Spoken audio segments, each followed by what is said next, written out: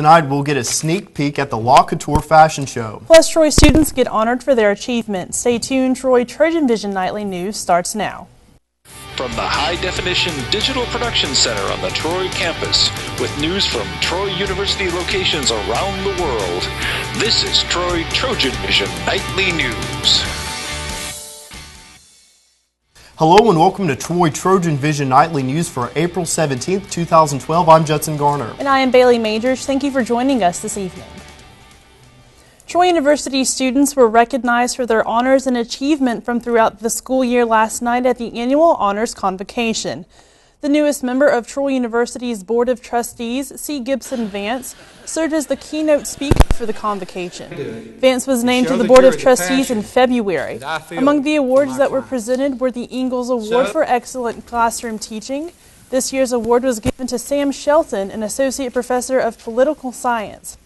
As the Ingalls Award winner, Shelton received a plaque, a $1,000 check, and a bust of Socrates.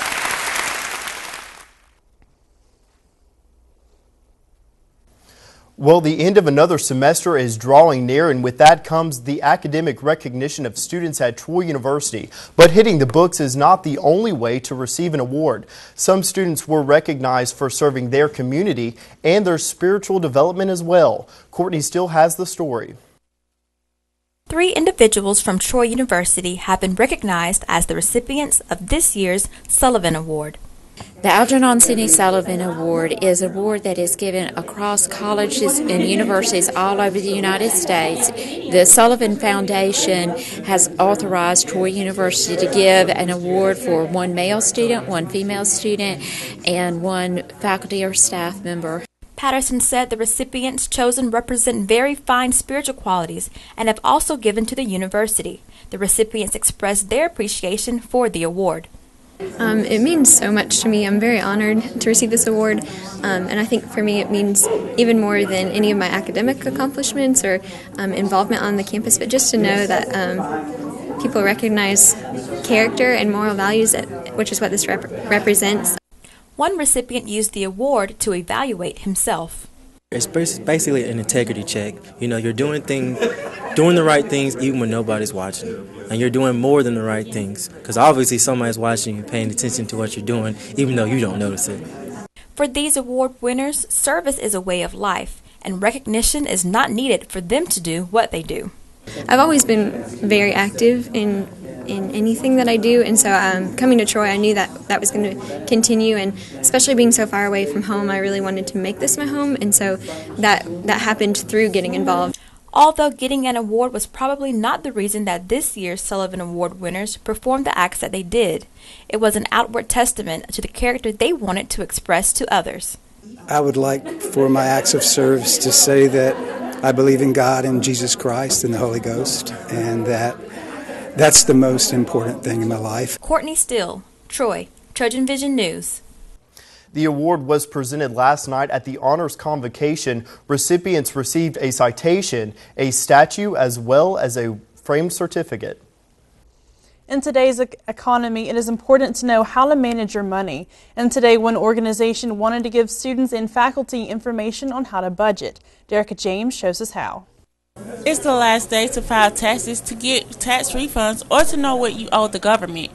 Either way, you need to know how to budget that money. So what better month is it to be other than the National Accounting Literacy Month? And the Troy University Accounting Society is letting Troy know about it. April is Financial Literacy Month for the state of Alabama, and the Alabama Society of CPAs has sponsored a table for us to give out some little quizzes and some information on the profession of accounting and finance. Some people may not like to budget their money, especially students, but as McBride tells us, this is important for students to becoming financially independent. In today's economy, it's very important to know how to manage your money and manage it effectively. And when you get out, you may not make the most amount of money when you first get your first job after graduation, but we're teaching you that with any type of income that you can be financially independent and stable, and financial literacy and understanding about finance is a big part of that. And for the people who wants to start budgeting, their money, there is one very important factor to remember. The most important step into making a budget is living within your means, understanding what is important, like, gas, having money for gas, having money for food, and understanding what's not important. And going from there, realizing that everything that you may want, you don't have to buy, within one pay period or 1 month. Spread out some of your unnecessary expenses like dates and movies and, shopping over, multiple paycheck periods. That way you can be better prepared for unexpected car breakdowns or hospital visits or anything of that nature. Derica James, Troy, TrojanVision News.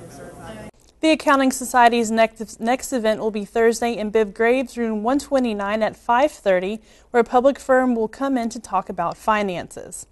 Well, Judson, Locatour's spring fashion show is tomorrow night, but the group wanted to get people to know them outside of the show. And that's right, Bailey. Rachel Scarborough tells us how they brought people out to the quad. You wouldn't associate fashion models with free food, but on Tuesday afternoon, Locatour held a meet and greet so that students can learn a little bit more about them. Well, today we were hosting a meet and greet with the models. Normally they say we put on shows and we do all these events on campus, but no one really knows who we are. So this is a chance for everyone to get to meet and greet the models whom they go to class with or whom they work with or who they see around and get to really know us on a personal level. And this was also a chance for students that may be interested in becoming a part of Locatour to meet the models that run the runway. They can learn that we are actually a family besides just modeling and just being together at practices. We actually hang out besides practice, outside of the modeling. We are on campus always together, and we literally act like a family. And this year's theme for the fashion show takes us up the East Coast to the Hamptons. Welcome to the Hamptons. It's about a girl named Brooklyn, like the city, Brooklyn in New York. She's traveling from a small city from Alabama to New York pretty much to find herself, to see what the big city is like, and to just experience life. Also, while at the show, you can be sitting in style. VIP tickets, which are $10. Now, the VIP this year, they get a bunch of goodies. They get chocolate-covered strawberries, they get cheese, crackers, they get ginger ale. It'll be the works. There will also be a little competition during the intermission. This year for intermission we have a sorority walk-off. One member from each sorority will rip the runway any way that she chooses, and the crowd will decide who wins, and the winner gets a Walmart gift certificate. Rachel Scarborough, Troy, TrojanVision News. Welcome to the Hamptons is tomorrow night at 7 p.m. in the Trojan Center ballrooms. Tickets are $7 at the door. And now taking a look at news from around the state. In Montgomery, the Alabama Senate expects to consider legislation designed to curb the illegal production of methamphetamine by making it harder to buy cold and allergy medication with ephedrine and pseudoephedrine. The bill is near the top of the agenda that the Senate Rules Committee expects to be recommended today. In Delville, a construction worker is dead following an accident at the Army's Fort Rucker near Delville. A spokesman for the base says a beam collapsed onto a crane at a helicopter hangar that's under construction. One person is dead, but authorities haven't released the victim's name. The hangar has been under construction since last fall at Fort Rucker, which is located in southeast Alabama. And in Phoenix City, almost 40 Alabama teenagers went to their prom in a yellow school bus after another bus they'd rented failed to show up. The transportation director for Fort Payne City Schools, Lauren Crow, says a group of students rented a party bus for $2,000 to take them on a 104-mile round trip for dinner in Chattanooga, Tennessee. Still to come on TrojanVision Nightly News, the baseball team will be back on the road heading to the Plains and looking to build their first conference series win. Danielle Percival will be next with sports. But first, investigators are underway of members of the military and Secret Service. We'll have more on that story after the break.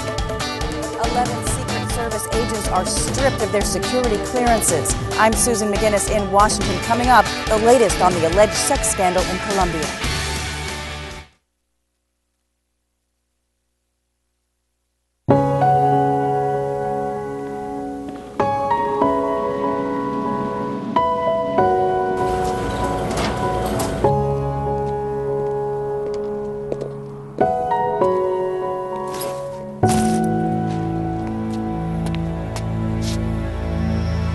Welcome home, man.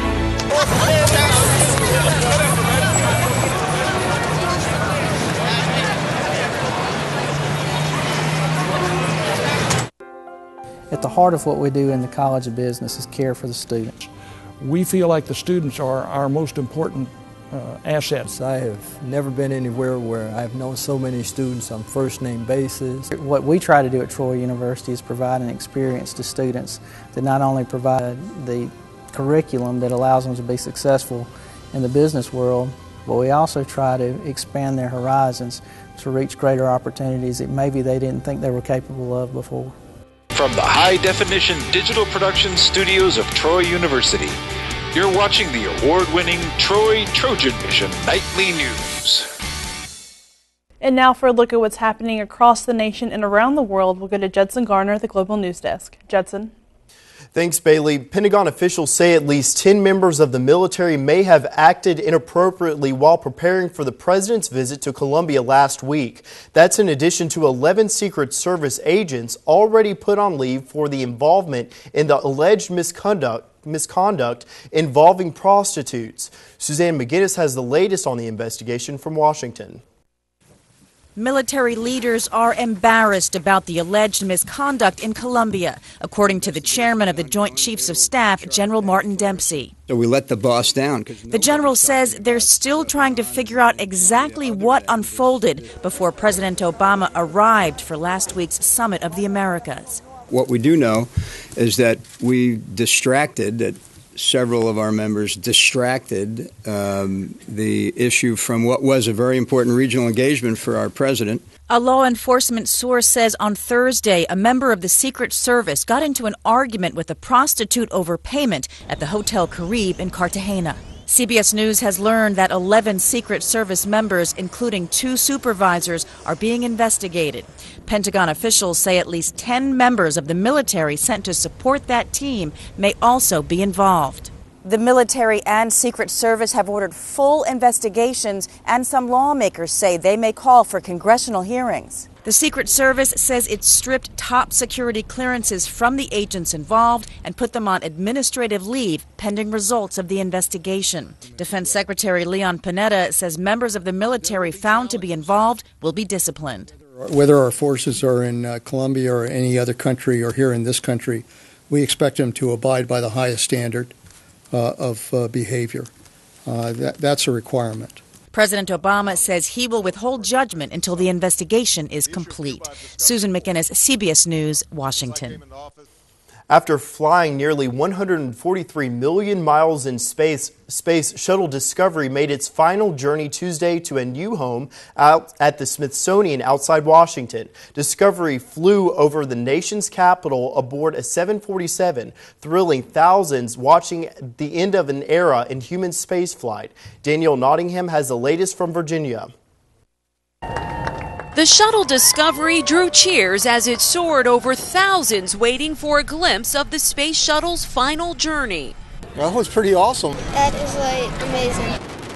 After 39 missions in space, Discovery wrapped around the Washington Monument and U.S. Capitol on the back of a 747. It dazzled shuttle watchers at its new home, the Smithsonian Air and Space Museum in Northern Virginia. That was awesome. I don't know, I'm just so emotional. It was great. The Feldmans came all the way from Connecticut to get the perfect shot of Discovery, making its smooth landing at Dulles International Airport. It was definitely worth the wait. It basically blew my hair. This is the Shuttle Enterprise, a spacecraft NASA used for test flights. It's been a highlight here at the Smithsonian and will now move to a museum in New York to make way for the fleet's oldest and most traveled shuttle. Discovery took off from Kennedy Space Center early Tuesday morning to fly over the shores of Cocoa Beach one last time. NASA retired the shuttle program last year to focus on future longer-range missions. Astronaut Anna Fisher, who flew on Discovery, calls the transition bittersweet. It was more emotional than I really expected. Crews will tow Discovery into the museum Thursday, but spectators will never forget seeing her soar one last time. Danielle Nottingham, CBS News, Chantilly, Virginia. And that'll wrap things up from the Global News Desk. To see more stories from across the country and around the world, you can tune in to Trojan Vision Global News right after the nightly news. Now back to you, Bailey. Thank you, Judson. And now Danielle Percival joins us with a look at sports. So Danielle, middle of the week, not a whole lot of Trojan sports action going on tonight, but we do have one game that's going on tonight. Well, that's right, Bailey, and that game will start in just about 45 minutes as the baseball team's traveling to Auburn to take on the Tigers. So let's get right into that matchup. Okay. The Trojan baseball team will be in action in-state today, though not on campus. As I said, they'll be heading to the Plains to take on the Auburn Tigers tonight at Plainsman Park. This will be the first time the teams have met this season, but they'll also meet again next Tuesday night at Riddle Pace Field. The Trojans and Tigers have similar records, as the Trojans sit at 16-19 while the Tigers are 19-16. Last season, the Tigers got the best of the Trojans in Auburn, winning 6-1, but the Trojans got revenge 14-6 at Riddle Pace Field. The Trojans will look to take away home field advantage tonight and continue what they started this weekend. That's always a big game for us midweek. There is some weather in the forecast. I don't know exactly what that's going to bring, but certainly if we get to go over and play that midweek game, it's a game that we want to play well in and compete hard in and continue this good momentum we built over the weekend.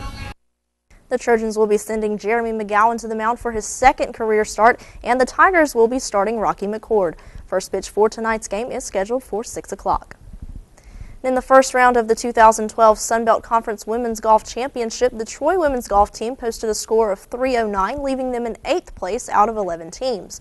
Sophia Bjorkman and Sydney Conrad both sit tied for 12th individually, both ending the day at 3 over par 75. Round 2 was slated for today, and entering the day, Denver sat atop the leaderboard with a 288 team score, and FIU's Katie Mundy shot a 3 under par 69 to lead the individual competition. The Trojan men's tennis team finished their regular season Saturday against 54th-ranked Georgia State. The Trojans fell 6-1 to the Panthers at the Lunsford Tennis Complex. Sammy Gorbel picked up the lone singles victory for the Trojans with 2 close finishes, winning by a single point each time. The team finished the season at 5-17, but still have the Sun Belt Conference Championships, which begin on Thursday in Denton, Texas. And this week, Shonda Rigby will be getting to know the women's basketball players at Troy University. Rigby, of course, was hired last week as the head coach of the women's basketball team. Rigby comes to Troy from Pensacola State College and is making her first stop in Division I ball. While recruiting will be a big step in the adjustment process, getting to know the current players is the task at hand. That's an interesting dynamic, coming into a team that's almost full already, returning players. So I'm just looking forward to meeting them. I think I'll meet the team as a group on Tuesday for the first time. Just try to have a relaxed meeting with them on that first time. In other words, let them get to know me a little bit and me get to know them. And then we'll jump right in there and get to work in a few weeks. Rigby will be leading the Trojans in the new Trojan Arena for their first season in the new venue. So as we mentioned in the toss, we've got baseball coming up tonight in just about 45 minutes. They're over in Auburn. Hopefully they'll have a little bit better results than they had last season against the Tigers in Auburn. And of course, next week they'll be at home against the Tigers. Chance for fans to come out and support them, but we'll support them on the road tonight. Absolutely. Best of luck to them, and definitely looking forward to next week's game. Hopefully they can bring back a win. Absolutely. All right, thanks a lot, Danielle. Yes. Still to come on TrojanVision Nightly News, Aaron Taylor learns about the upcoming Miss Senior Pike County pageant. Plus, we've been seeing rain on and off for the past few days. What can we expect coming up? Tiffany? Well, Bailey, that rain should stick around for the rest of the night, but I'll let you know for the rest of the week coming up next in weather.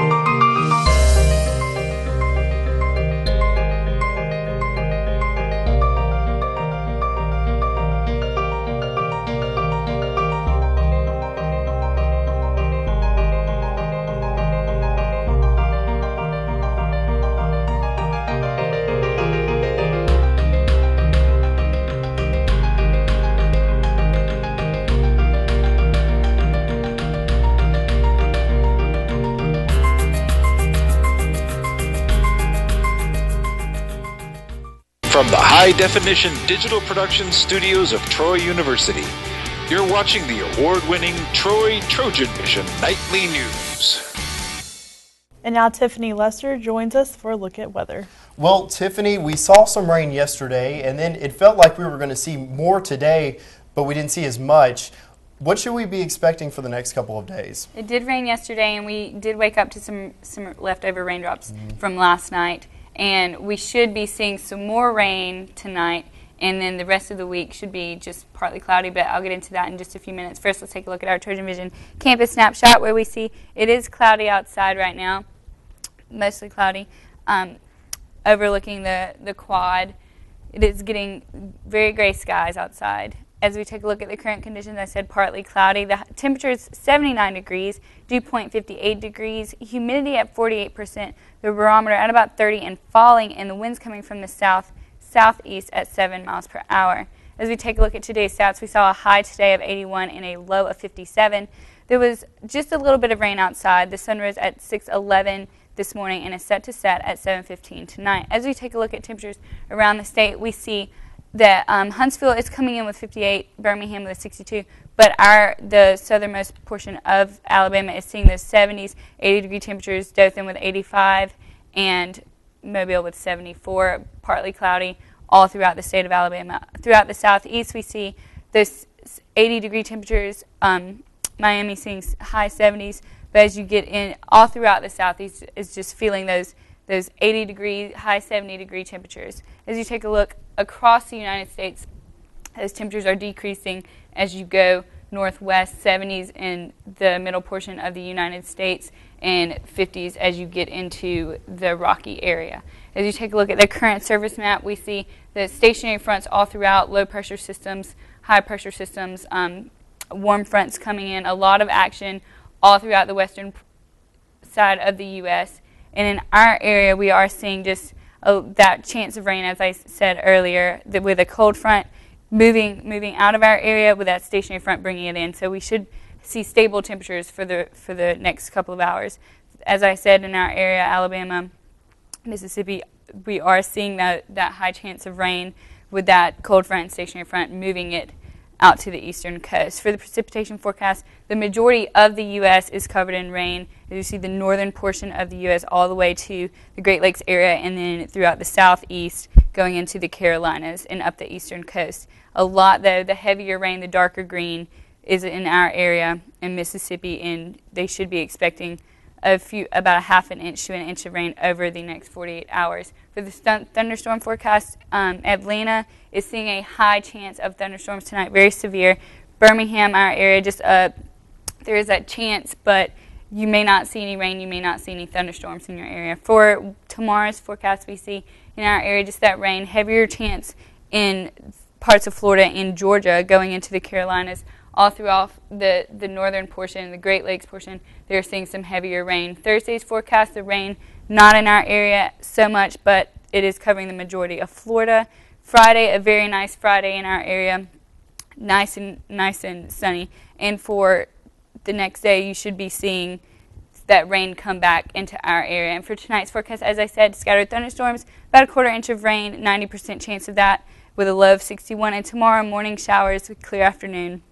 However, high of 77. The class outlook, it should be nice 70-degree temperatures all throughout the day. And for our 4-day forecast, we see that Wednesday it is raining, and the rain should go away for Thursday and Friday, but by Saturday, that chance of thunderstorms is back. So just be aware of that in case you're traveling anywhere. Well, we will definitely keep an umbrella on hand. Thank you a lot, Tiffany. Thank you.